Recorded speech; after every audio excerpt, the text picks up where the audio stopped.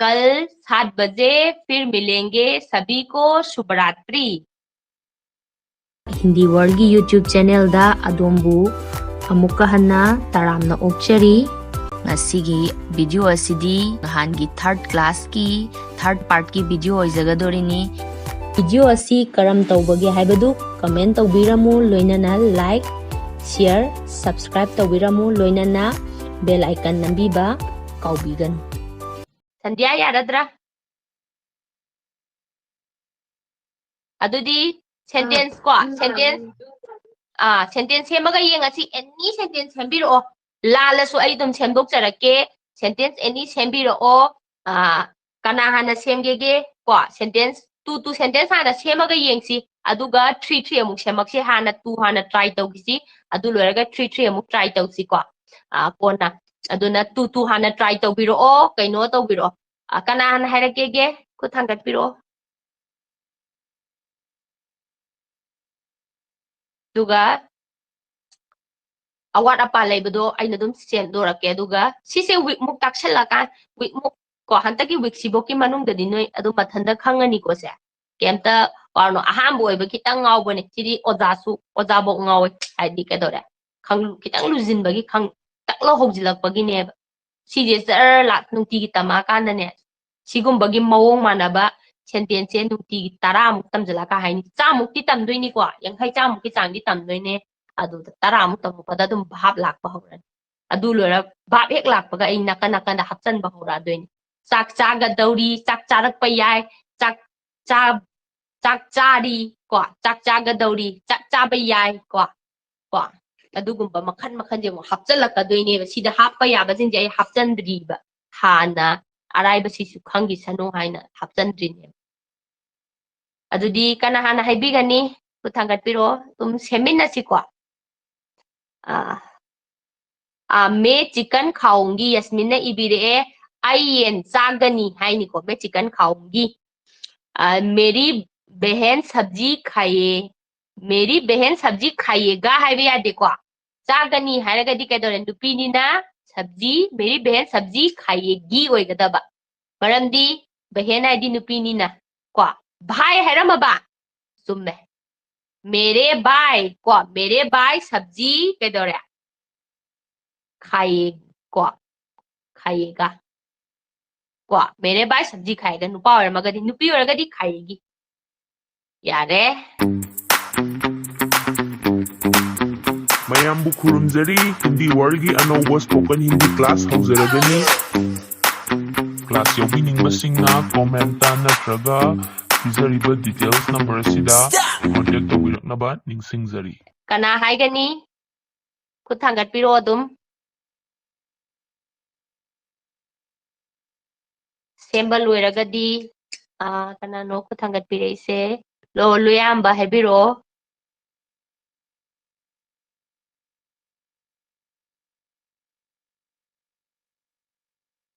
ना खाएगा है खाइएगा हे हापोय फ्यूचर ददिने हे सुहाब हापरो पास्ट प्रेजेंट गदा हे हापया को अदुदी अमो हनबिरो हुजिगी सेंटेंस तो लक्ष्मण दान खाना खाएगा लक्ष्मण दान खाना खाएगा हाइजी कइगिनो धान हाइबदी कइनो दो फौचेंग हाइबगी धान दो हाइरगा चागनी हाइरिब्रा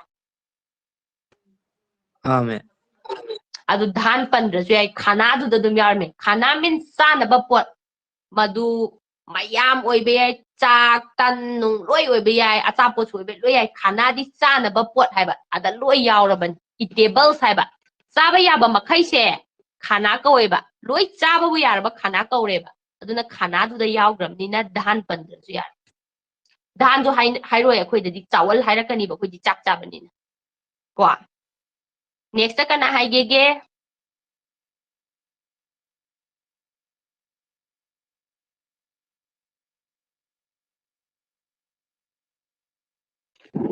विक्रम चांदी इदी इबिरे दो मैं सरसों खाऊंगा केदोरे आई हंगाम चागनी को मेरा भाई चिकन को मेरा भाई चिकन खाया को मेरे बाई ने को मेरा बाई ने चिकन खाया नी हाइबा मा हैप्पी होय ngasai ने दो अखोई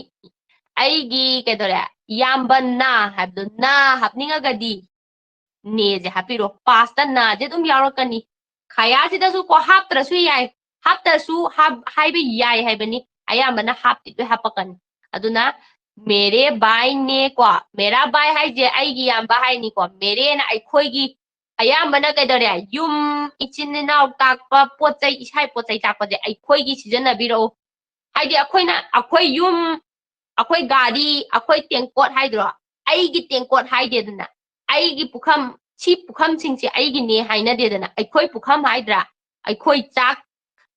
ꯂꯣꯏꯗ꯭ꯔꯤ ꯍꯥꯏꯗ꯭ꯔꯣ ꯑꯩꯒꯤ ꯆꯥꯛ ꯂꯣꯏꯗ꯭ꯔꯤ ꯍꯥꯏꯔꯣꯏꯕ ꯑꯩ ꯍꯥꯏꯕꯁꯦ ꯃꯦ ꯃꯦꯔꯥ ꯍꯥꯏꯕꯁꯦ ꯁꯦꯜꯐꯤꯁ ꯑꯣꯏꯅ ꯂꯧꯋꯦ ꯑꯩꯈꯣꯏꯒꯤꯅ ꯑꯌꯥꯝꯕ ꯁꯤꯖꯤꯟꯅꯩꯕ ꯑꯩꯈꯣꯏ ꯌꯨꯝ ꯍꯥꯏꯗ꯭ꯔꯣ ꯑꯩꯒꯤ ꯌꯨꯝ ꯍꯥꯏꯕꯗꯤ ꯊꯦꯡꯅꯔꯛꯄ ꯌꯥꯏ ꯅꯣꯏꯅ ꯑꯗꯨꯕꯨ ꯑꯩꯈꯣꯏꯒꯤꯅꯗꯤ ꯑꯌꯥꯝꯕ ꯍꯥꯏꯔꯛꯀꯅꯤ ꯃꯤꯅ ꯀꯣ ꯑꯩꯒꯤ ꯍꯥꯏꯕꯁꯦ ꯑꯩꯒꯤꯗ ꯑꯗꯨꯝ ꯈꯟꯕꯒꯤ ꯃꯑꯣꯡ ꯑꯣꯏꯅ ꯃꯤꯅ ꯂꯧꯋꯦ ꯃꯥꯗ ꯇꯧ ꯂꯩ ꯑꯩꯗ ꯑꯗꯨꯝ ꯇꯧ ꯂꯩꯅ ꯍꯥꯏꯕꯗꯣ ꯑꯗꯨꯃꯥꯏꯅ ꯍꯥꯏꯔꯛꯀꯅꯤ ꯑꯗꯨꯅ ꯃꯦꯔꯦꯅ ꯑꯌꯥꯝꯕ ꯁꯤꯖꯤꯟꯅꯕ ꯑꯩꯈꯣꯏꯒꯤꯅ ꯑꯌꯥꯝꯕ ꯁꯤꯖꯤꯟꯅꯒꯅꯤꯀꯣ ꯑꯗꯨꯗꯤ ꯕꯤꯀ꯭ꯔꯝꯆꯥꯟ ꯍꯥꯏꯕꯤꯔꯛꯑꯣ ꯁꯤꯁꯦ ꯃꯤꯠ ꯍꯥꯡꯇꯣꯛꯑꯒ ꯉꯥꯡꯕ ꯇꯝꯕꯅꯤꯅ ꯉꯥꯡꯕ ꯍꯩꯍꯧꯅꯕ ꯑꯔꯥꯟꯕꯗꯨꯁꯨ ꯁꯦꯝꯗꯣꯛꯑꯀꯥꯟ ꯉꯥꯡꯕꯤꯔꯛꯑꯣ ꯍꯥꯏꯕꯤꯔꯛꯑꯣ बिक्रमचंद हाइबिरो मैं सरसों खाऊंगा आई और नेक्स्ट और मेरे भाई ने चिकन खाया अखोई कदोरे अखोई ब्रदर ना येन चाग्रे खाया को येन चाख्रे ठीक है कना हाइनी नेक्स्ट कना हाइबिगदोइनो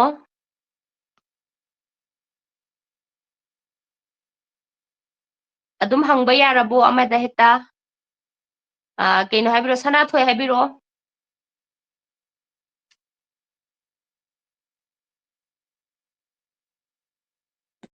मैं ज्ञानम ताबी ट्राई अदुम तौथोकपिरो अदुगने सोयरगजु सेमदोक्तोइनी केमता आइदी नोय यारिगे हाइदोक ngamnabo होनोबा लालासु कछु काइदेबा लालागसु आइना हाइसिं आइना ngasai takpadasु dum haigine si ahamba takpai khitang ngawbadi yai adubu word tara gumba taksilakana gyan phajana lakani aduga adum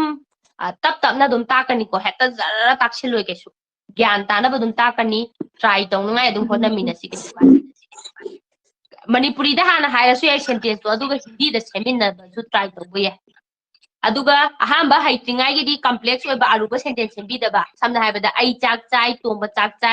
tomba na ice cream chai icham chamba gumba si hana sembi ningai hona biyo ba arai ba hana adagi di aruba lakatu yai ba ai yen thong chai ai nga chaninge ai nga chagani ko ai nga chagani hoina tami je chagani chai chagre khatani marak ta mayam am lairi chaga dauri chagdiba mali ga ju leirakadoi dana sigumba mayam se leirasu hogita misina chagre chai chagani si ohum se khatani ko chao haiba maga mari je chao chagre chai chagani sida ke dora ai nga chagani sigumba semba yare ai chak chai ai burger chai ai yen chai ai nga chakre sida any no insang de happening ba ai sem chai ai bibi chai kaido icham chamba nga ta hapiraga hana haibiro araiba ma aduga ne dum sentence hayeng sum semalaga ne sentence ai dum khange si se what 10 gumba taklakpada dum gyan tani 10 thadra 5 mukta dum gyan ta ba hogani mi loina ne ya haibiro मैं फलिया का सब्जी खाऊंगी मैं फलिया का सब्जी खाऊंगी आई फलिया के दौरा फलिया के सब्जी खाऊंगी चागनी है आई हवाई असंगी हवाई मखन मखन दे हवाई गुबै जातो दु फलिया ना कोइन समे अदि मागी ममिंग तोंगान लेबनी ना को दु मखैदो फलिया दा लोइनमा बीन्स कैदो बीन्स चागनी है फलिया के सब्जी है फलिया जे के दौरे बीन्स हाइबने बा एस तपनी ना के लाकनी को नतरगा की जी है फलिया की है फलिया के है कादंग याद फलिया की सब्जी खाऊंगी है फलिया के सब्जी खाऊंगी है चुम्मे वा फलिया की सब्जी चागनी हाइरे याम चुम्मे नेक्स्ट हाइबिरो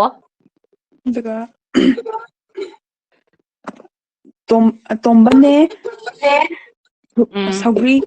ꯈꯥꯌꯥ ꯆꯨꯝꯃꯦ ꯇꯣꯝꯕꯅꯦ ꯁꯧꯒ꯭ꯔꯤ ꯈꯥꯏ ꯇꯣꯝꯕꯅ ꯁꯧꯒ꯭ꯔꯤ ꯆꯥꯒ꯭ꯔꯦ ꯆꯨꯝꯃꯦꯀꯣ ꯁꯨꯃꯥꯏ ꯃꯌꯥꯝ ꯋꯥꯔꯗ ꯍꯥꯏꯗꯣꯛꯑꯀꯥꯟꯗꯅꯦ ꯃꯊꯟꯇ ꯍꯩꯔꯛꯀꯅꯤꯀꯣ ꯑꯗꯨꯒꯅꯦ ꯑꯩꯈꯣꯏꯒꯤ ꯁꯤꯒꯤ ꯀ꯭ꯂꯥꯁꯁꯦ ꯔꯦꯀꯣꯔꯗ ꯑꯣꯏꯕꯅꯦꯕ ꯋꯤꯛꯃꯨꯛꯇꯤꯁꯤꯗ ꯑꯗꯨꯝ ꯐꯖꯅ ꯇꯧꯈꯤꯁꯤ ꯍꯥꯏꯗꯤ ꯔꯦꯀꯣꯔꯗꯁꯨ ꯑꯣꯏꯍꯧꯅꯕ ꯒꯨꯒꯜ ꯃꯤꯠꯇ ꯇꯧꯕꯗꯨ ꯔꯦꯀꯣꯔꯗ ꯌꯥꯗꯕꯅꯤꯅ ꯁꯨꯝ ꯔꯦꯀꯣꯔꯗꯇꯣ ꯀꯩꯅꯣ ꯇꯧꯗꯦ ꯅꯣꯏꯅ ꯋꯤꯛꯃꯨꯛꯁꯦ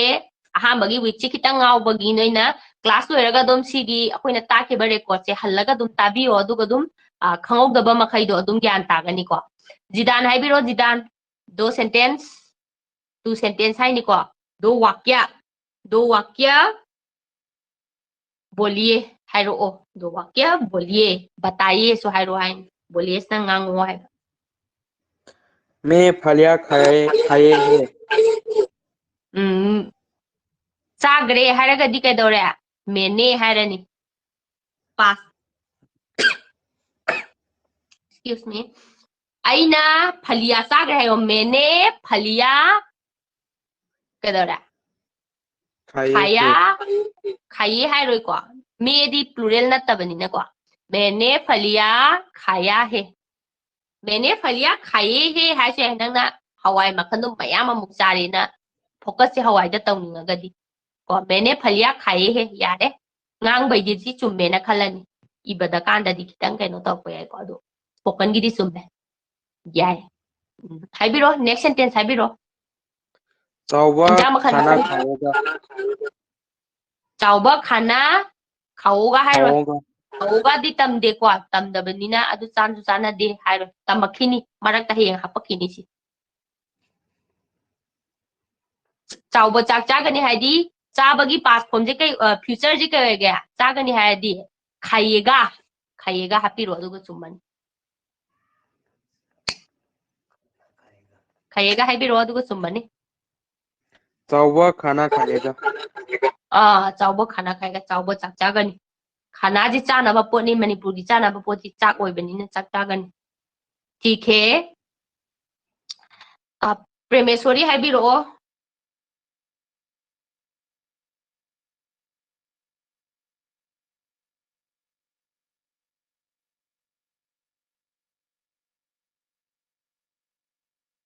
प्रेमेश्वरी की मित हंगक्ट्री को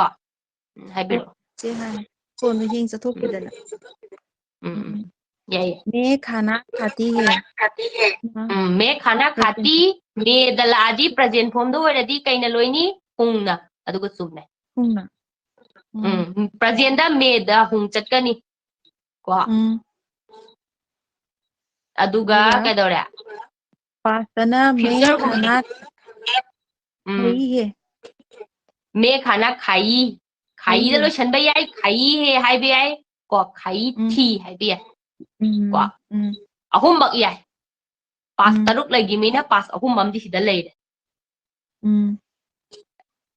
आई चाक चाकरे को ठीक है मैंने खाना खाई है आई चाक चाकरे मैं खाना खाती हूँ आई चाक चाबा मीनी हाइनेबा हौजिगी प्रेजेंट फॉर्म दा हाइबजे आई चाक चाय हाइनेबा नंग येन चाबरा गा हाइबदा आई येन चाय हाइदे मे चिकन खाती हूँ आई येन चाय हाइबदो चागे खोटके केम नते आई येन चाय हाइबदो चाय हाइबजिनेबा हाइसि को यारे बिनारानी हाइबिरो तोम्बा मछली खाएगा तोम्बा मछली खाएगा तोम्बना कैदौरे मछली चागनी यारे करेक्ट ओइरे मैं मिक्स वेजिटेबल खाऊंगी आई मिक्स वेज कैदौरे चागनी खाऊंगी ना चागनी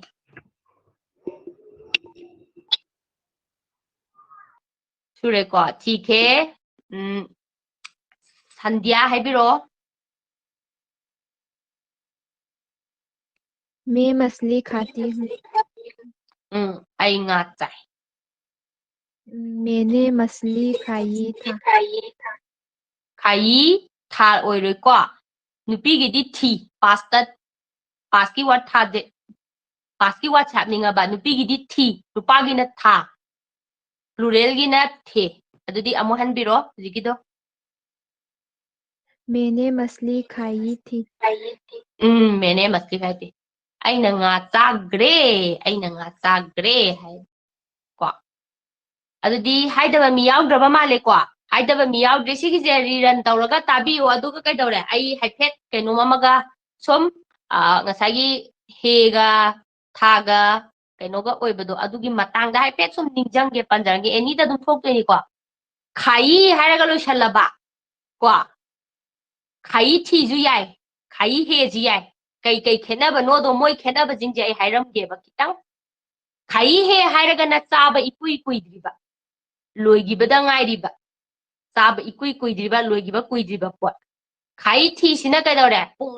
loi graba chaka jinga sayuk chagra khut ka hamlen loi graba complete thabaki pura magi mami bo kisup laitraba pura loi graba da khai hai sina kai dore matam tak taba hौजी लोइरंबजु याय मे खाना खाई आई चाक चारे को चाक चारे सिदा कई दौरे कम कान चाइनो होंगे आई ngasai चारंबजु हाकी ममांग चारंबजु मतम ताक्सब अखोइना मणिपुरी दा हायरदी अखोइदी लेजे आई ngasai चाक चागरे हाइबसि कई दौरे मैंने खाना खाई थी ओइग्रनी बे मागी मीनिंग जे ngasai चागरे हाइबजि लोइग्रे आई जिक्ता चाक चा दंगाइरी हाइनिंग बगी हौजिक्ता चाक चा दंगाइरी हाइबगी मीनिंग जे हौजिक हाइबै वर्ड को बुदी लेजे वर्ड बुदी लेजे अदुजु हौजिक्ता चाक चा दंगाइरी हाइबगी मीनिंग सिना कई दौरे हेना मैं खाना को मैंने खाना खाई है आई चाक चारे आई जिक्ता चाक तोक दंगाई हाइबै मीन मैंने खाना खाई आई चाक चागरे कम कान चागिनो अयुक्ता चागिरा ngasa अयुक चागिरा हुजुवाइदा चागिरा केम मतम ताक्तबि हुमजि ओइरिनि को यारद्रा ma'am सिसे hayeng hanlaga ai kaino sentence omu semhanjage ko semhanjage aduga adum bhap tani ko aduga lakpaga hayeng greetings piraga kainjang chage hanga kanda kainjang chage da kedore ai nga chai haram bado mene machli khai ke ka lai me andu kedore sabagi pass form du natra khaya lai me ando adudai lai ni ko adu makhai do kaino tawde sum sida khangdaba khotaba hangningba kai yawi hangbiba yani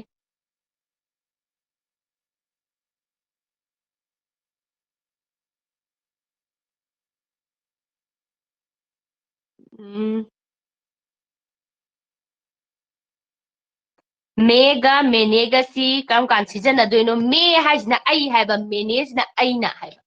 नंगना करम कान season अनि दुदी येंबा यारे ना साना आई हाइबा मे हाइजना मेनेजना आइना हाइबा आइना ना करम कान season अनि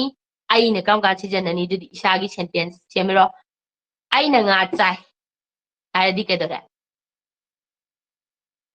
आइना nga चाइ को आइना nga चाइ हाइदी आइना nga चाइ हाइबा मतमदा सिदा twist amadi lay si ay nongnin le atake tawbani kitang ngawgini future da present da aina je haininga ba madis haile lera haibigadabane ba ado ai si takti takshalakiroige past ta ngata oina hairage line ba ai nga chagre hairage aduga amado ai nongnini tamjala kando oina hairake ngawdana ba hawdita pulap haijan ngawgani nai hapjandabani ado aina nga chai hairasi ko aina nga chagre hairasi chai je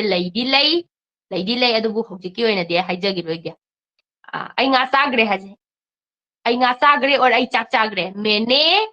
khana khaya aina chak chagre ko aina chak chagre ai chak chai hadi me khana khaya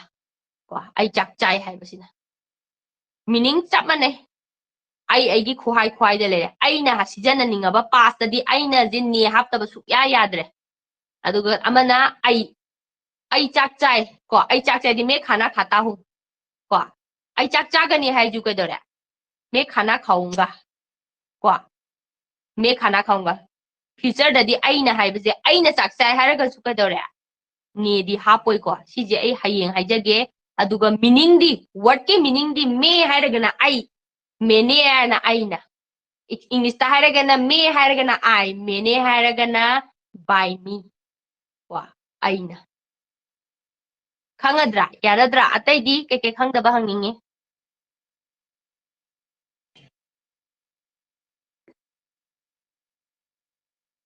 आज का class कैसा लगा आज का class हदी ngasi gi class कैसा लगा di how haramina English ta hankan di how an da haidre